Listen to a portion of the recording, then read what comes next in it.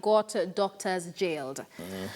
We have the Daily Nation with man behind the doctor strike mess. Of course, we'll look at that briefly. And finally on the Star, we have Musalia gets close to Raila, Kalonzo in NASA ratings. So that is Matters Politics. Let's look at them individually. And let's start off with The Standard, where we have hardliners sabotage got doctors jailed. And you've just had a conversation here basically trying to get into the mind of the doctors and find out what really is stopping that CBA from being implemented. Absolutely. And of course, Kotu boss Francis Atwoli had a lot of allegations and claims because he mediated this process. So he pointed a finger at the Ministry of Health, saying that PS Nicholas Muraguri is the man to blame for this stalemate. But he also pointed a finger at the doctors, Michael, saying that their seniors are misadvising the juniors. Right. But we've had Dr. Kevin Dede here deny those claims so far. Yes, and one of the very dangerous accusations made by Atwoli is that apparently some of the leaders in the doctors' union are doing this even for money. There is some money exchanging hands.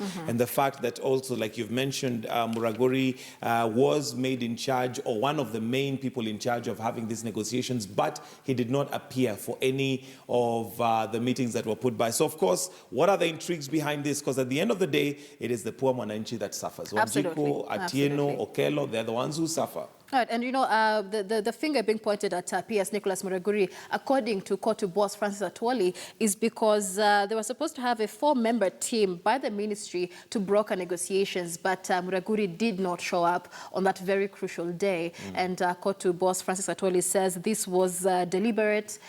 He did not want to broker the deal.